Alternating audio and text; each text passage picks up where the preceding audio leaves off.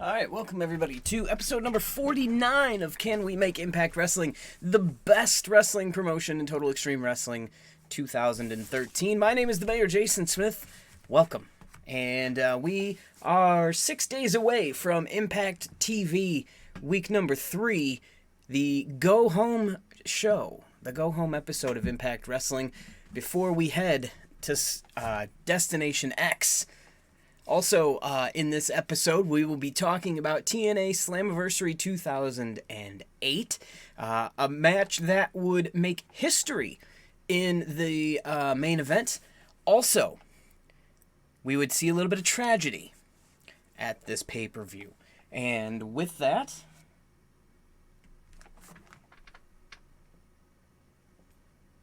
let me reply to my daughter. Okay.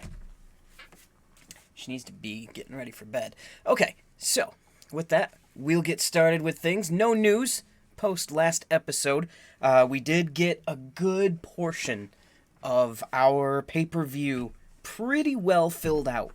We have some new matches that we've added, and we have Cody versus TJP that I forgot to put on here as well for the X Division Championship that will be vacated by Kofi Kingston for his opportunity to become a 3-time Impact Champion. Of course, if you remember, he lost his title a while back to Cody Rhodes, who then turned around and lost it to Bray Wyatt. So we'll have that matchup as Kofi tries to reclaim the crown. We'll go ahead and move forward. We'll talk about the first match on the card, the X Division Championship. Petey Williams as the X Division Champion taking on Frankie Kazarian, who, as you recall, won the match the Terror Dome match at the last pay-per-view to earn this title shot. During the match, Petey Williams wore a face mask. He had broken his orbital bone in his eye. Lots of interference from Raka Khan and Scott Steiner in this one. Frankie Kazarian would get split open, and Petey Williams would hit the Canadian Destroyer to retain the X Division Championship.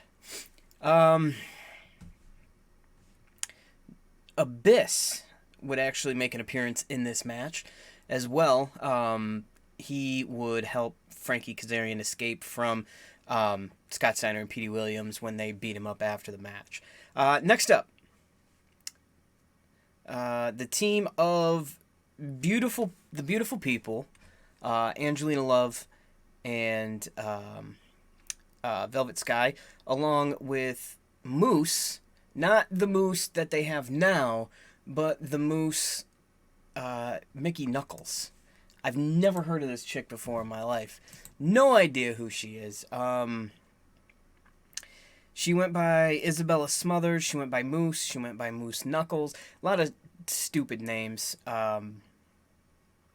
But, whatever. She got to work in the industry, and that's really the end of that argument. So, good, bad, or indifferent when it comes to the name, she still got there, and I didn't. So, I have no room to talk, honestly. All right. Okay, so beautiful people at Mickey Knuckles taking on Gail Kim, ODB, and Roxy in a 6-woman tag match. ODB would win the bout after pinning Moose. And we've got no interesting news and no emails, no decisions, so we'll move on. Next match was the World Tag Team Championship.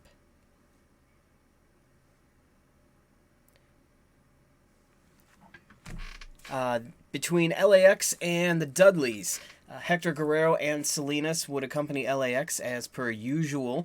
Johnny Devine would also be involved in this match as well. The Dudleys were getting ready to hit Hernandez with a 3D. Homicide came up, and a reverse roll-up schoolboy on Devon would end up getting the 3 count and win, or retain, I guess I should say, the tag team championships. All right. back in game, Allison Kay looks like she's set to get a contract extension. Not much else there, so we'll go ahead and continue on. Next up would be the women's knockout champion, Awesome Kong. And in a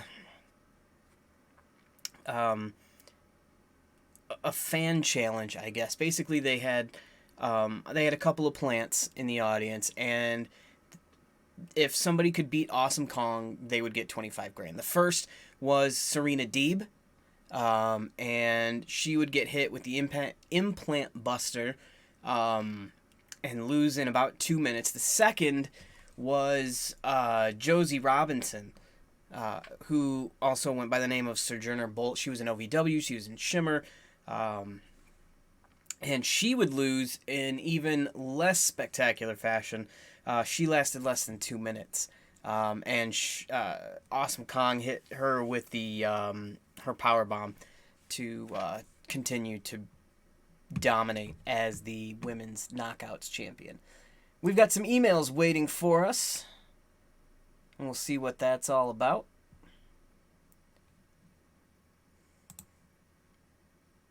Gail Kim is in the final month of her contract. Gail Kim is 43 years old, and our women's division is pretty deep, probably a little too deep, so we're going to go ahead and let her ride off into the sunset.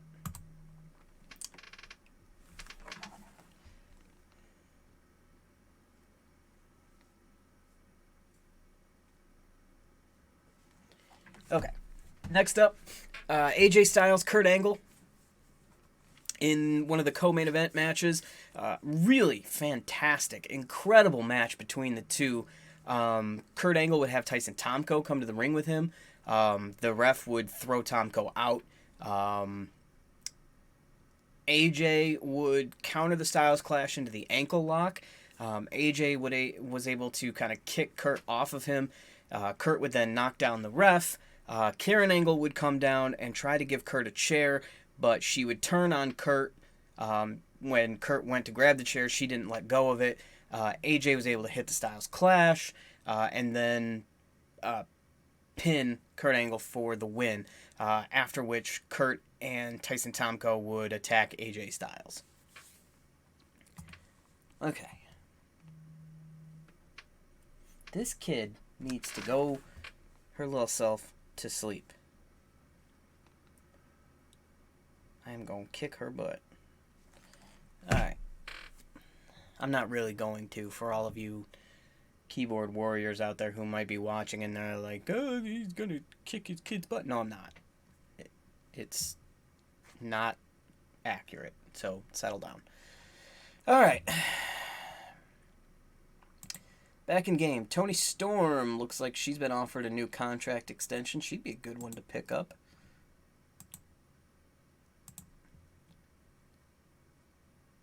Yeah, let's see if we can get her. I know I just said that my roster was super deep in the women's division, so I'm going to offer her a developmental deal because she's still a youngin'. So she won't be on the roster just yet. Okay, moving on, and we'll talk about the main event here. King of the Mountain match. And I said history would be made, and I haven't talked about history yet, so it has to happen in this match, right? Right. King of the Mountain match for the TNA World Heavyweight Championship. Kevin Nash, the ringside enforcer. The competitors, Samoa Joe, Booker T, Christian, Rhino, and Bobby Roode. So in a King of the Mountain match, what you have to do is take the championship belt, climb to the top of the ladder, and attach it, hook it on to, or put it on a hook above the ring. But you have to qualify to get into the King of the Mountain match. You either have to pin or make another wrestler submit. Any wrestler who is pinned or made to tap out would sit in a penalty box for 2 minutes. There were no DQs in this one. The first to qualify would be Booker T, and he would pin Rhino, who would sit in the penalty box. Bobby Roode would qualify after he hit Christian with a chair, or hit a ladder that Christian was holding onto with a chair, and then pinned him. Rhino would come out of the penalty box and pin Bobby Roode to qualify. Joe would qualify as well. And I think that was everybody. Yeah, Booker T qualified, Rude qualified, Rhino, Christian, and Joe qualified after he hit the Muscle Buster on Booker T. At about the 20-minute mark or so, Joe would hang the belt and become the first ever competitor in a King of the Mountain match to retain their title. Never happened before in TNA's history. Short history, but it had never happened before nonetheless. Okay. Matanza Cueto looks like he's set to re-sign with Lucha Underground. He's a big dude. Iron Sheik looks like he's hanging him up. Tony Storm's rival or bid from Progress is not being seriously considered. Okay. And Kana will be set to join just in time for Impact Wrestling tomorrow. So we'll go ahead and move on from that. And we'll talk about the tragedy that befell Impact Slammiversary 2008. So after the crowd had left and everything was wound down, the road crews got to work, taking apart the ring, taking apart the set, taking down the lights and everything. There was a man by the name of Kevin Sinex. I hope I'm pronouncing his last name right. His nickname was Angus. He was taking down some lights and above sort of the ring area. The scaffolding that he was on collapsed, and he fell to the ground and hit the concrete below. They took him to the hospital, and he was pronounced deceased.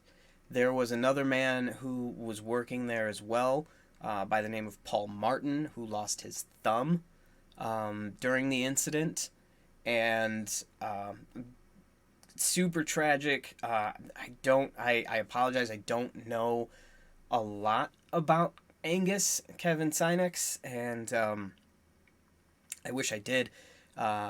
Because it's never pleasant. You know, the ring crew is arguably the most important component to your team.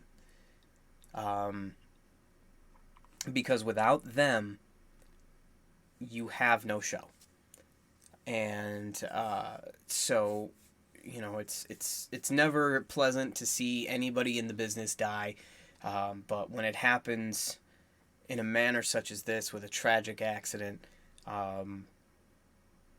it sucks that much worse. TNA did release a statement on their website. Also, they dedicated the June 12th episode of Impact TV to him, and it started with a banner. They did a moment of silence prior to the Impact tapings that followed Slammiversary. So there was a little bit of a gap there where they were changing the sets out and stuff like that, and that's when TNA put up their or they did the banners and stuff, and it sucks. Okay. With that, I guess we can get back into our game on that somber note. And we have unread emails and a decision, which I'm guessing is Tony Storm going. Yep, Asuka has joined the club, and Tony Storm has signed a developmental deal. So we'll go ahead and complete that contract and send Tony on her way. And Asuka's going to need a roster spot. We'll keep her as Kana, though. I like that name. Kana is cooler than Asuka. Alright. Alright, let's move on.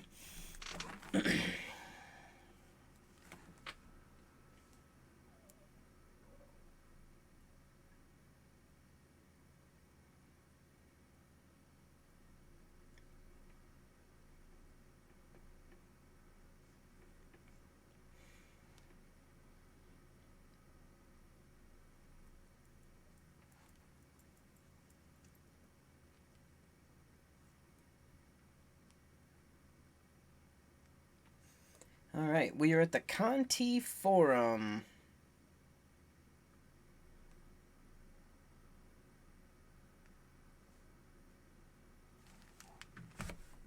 I don't know where that is.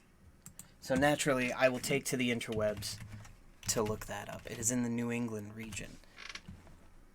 I know that much. Okay, the Silvio Conti Forum is a multi-purpose arena on the campus of Boston College. Home to the men's and women's basketball teams and the ice hockey teams, as well as the Boston College Marching Band. Cool. All right. Here we go.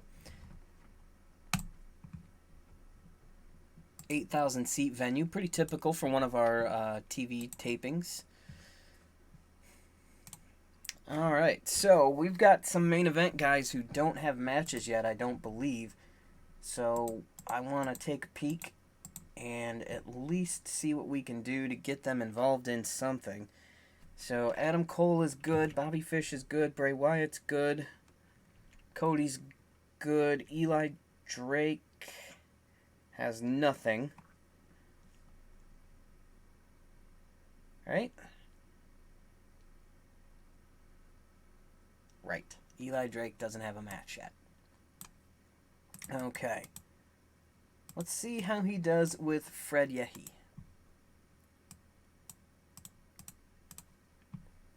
This is definitely not going to be a main event match.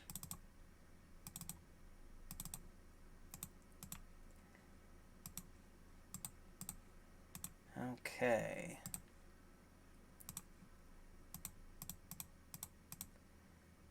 EC3 doesn't have a match either.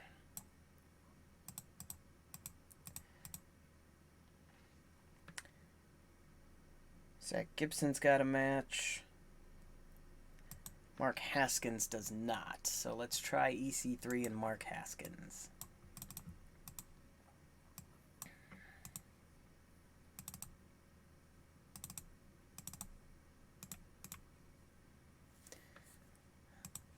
Okay.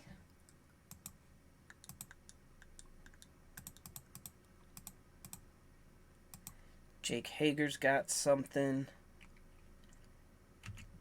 Johnny Impact doesn't have anything. Johnny Impact made some news today, if you didn't see. Signed with WWE. Returning to the E. That's awesome. I always liked him. He was always a fan of his.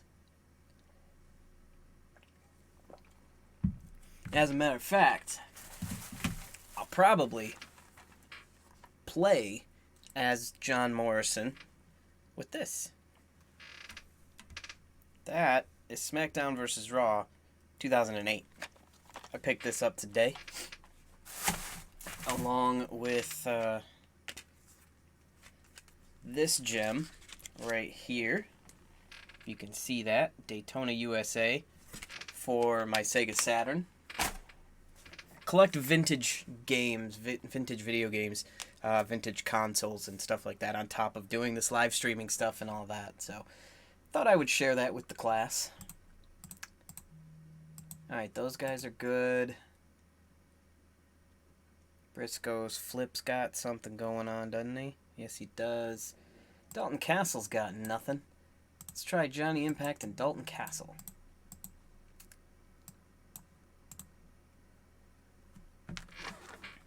And my kid is blowing me up, as per usual.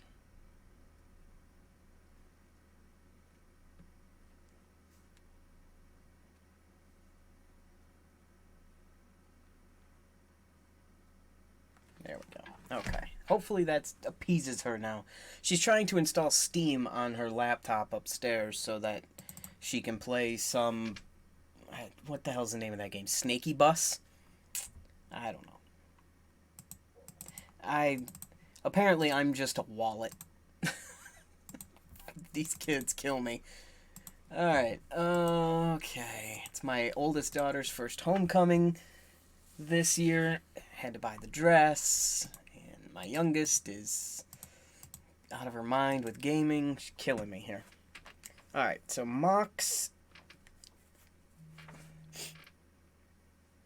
is good. Kofi's good. Marty's good. Rich Swann's good. Sami Callihan's good. Seth has got something. TJP's got something. Will Ospreay has got something. Alright, so those guys are all square. So is Page and Creed. So is Phoenix. Jay Lethal needs a little something. Jay Lethal needs some love here. Jay Lethal and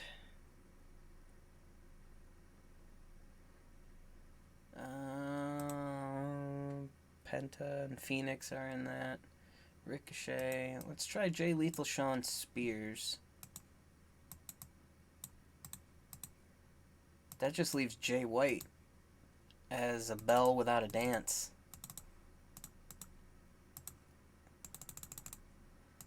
See if we can find a dance partner for Jay White.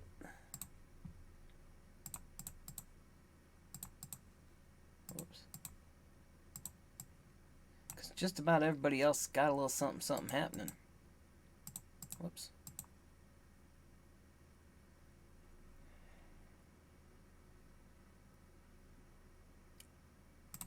Everybody else has got something going on except for Jay White. So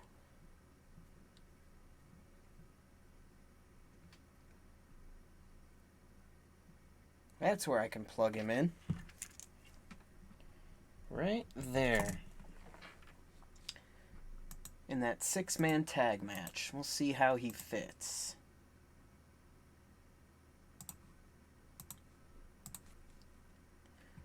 So we've got, on one side, we've got Bobby Fish,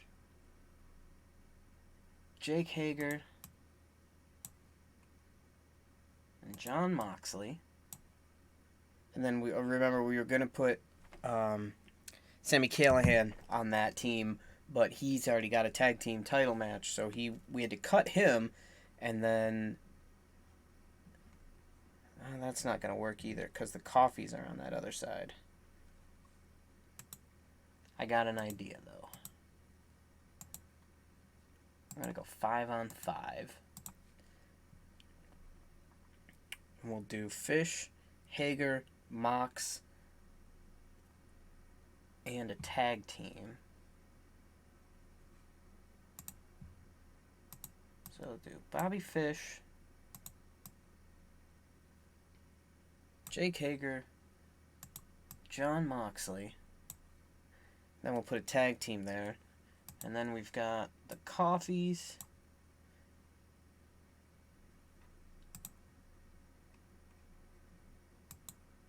Zach Gibson. And Jay White.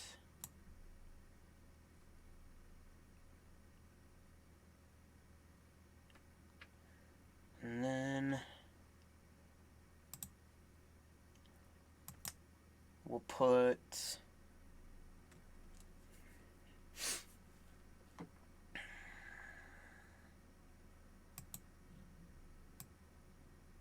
the Briscoes there, or the Future there, and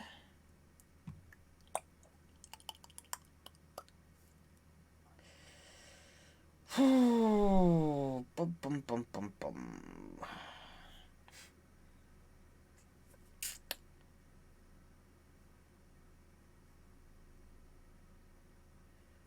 Oh, who can we slide into that final spot? Could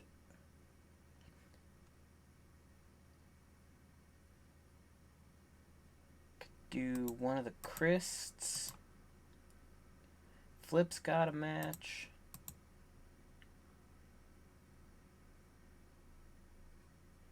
Everybody's got something. Let's put Phoenix in there, just for chuckles, for now. For now.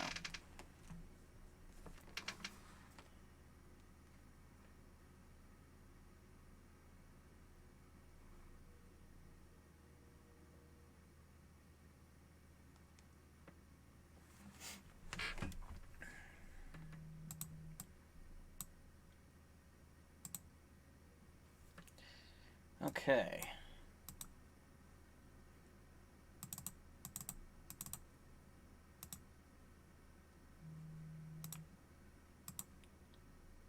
I've got 45 minutes left.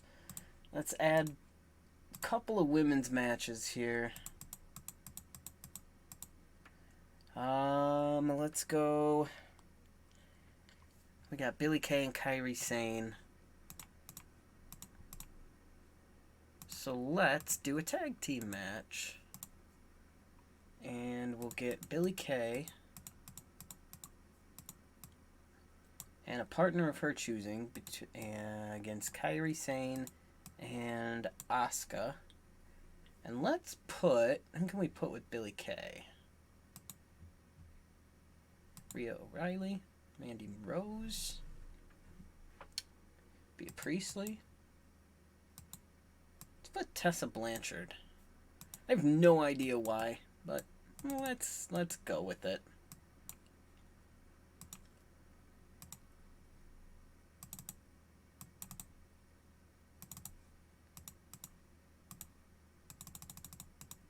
All right. Now we'll do.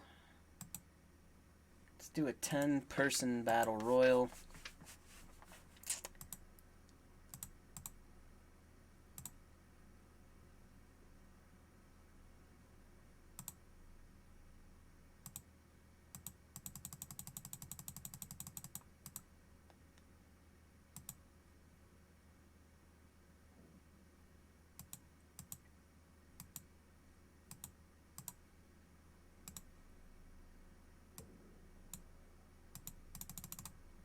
There we go.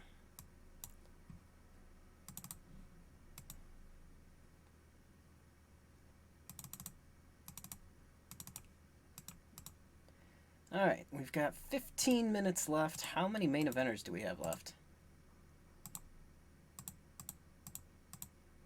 2, 4, 6, 8. That sounds like a Survivor Series style match there. Playa. Let's do 4 versus 4 elimination. Why do we not have a 4-on-4 elimination match? That's not good.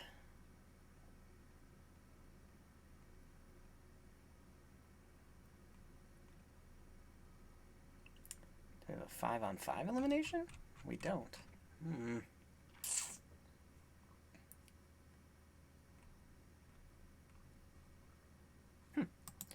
Okay then, well, I guess we'll do a fatal 4-way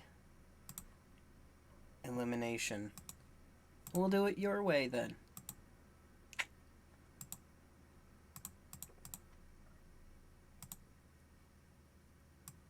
Alright, Adam Cole, baby. Who can we pair with Cole?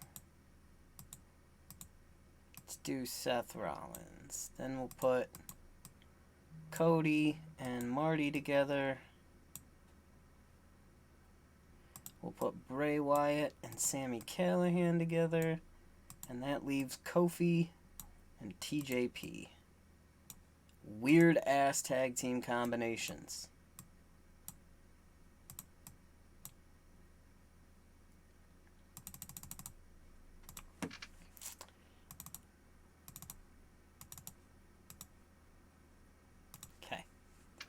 We went over by 5 minutes. Alright, there we go. Okay, let's run it.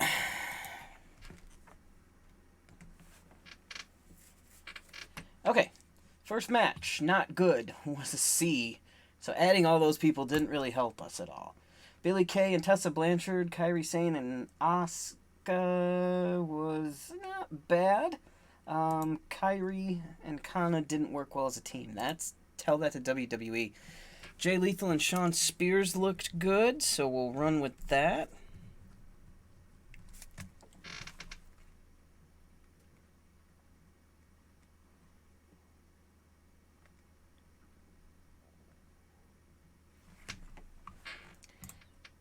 Johnny Impact and Dalton Castle looked good, so we'll put that one in as well. Eli Drake and Fred Yehi wasn't good. Neither was EC3 and Mark Haskins. Our Battle Royal was pretty good. Michael Elgin with the win. And our main event was great. Nice, fun little tag team event. Cody and Marty Scurll get the W in that one. B+ rating overall, thankfully. Increased our popularity in 11 regions, so we'll get our ratings.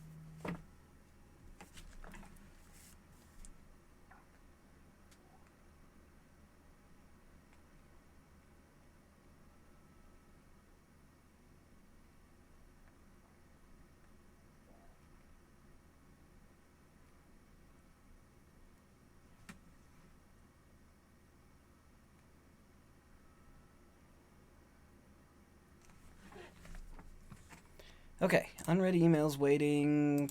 Pac's a free agent. Ooh, interesting. And that might be one of our emails. It sure is. I wonder how much it would cost us to get him. I knew I said I was going to be gentle. Oh, he's a main eventer. He is good. He's so damn good. Okay, let's see. 15,420 a month, 10% per pay-per-view, 3 years. I can do that. Okay, there we go. That is set, and our rating, a 3.15. Wow, best rating ever for a show. We're 2 days away from Destination X 2020. That's going to wrap up this show. Pay-per-view extravaganza coming up. Tomorrow's episode. Episode 50. We finally lined it up for a pay-per-view show. That's going to do it for us. We'll see you next time. Be excellent to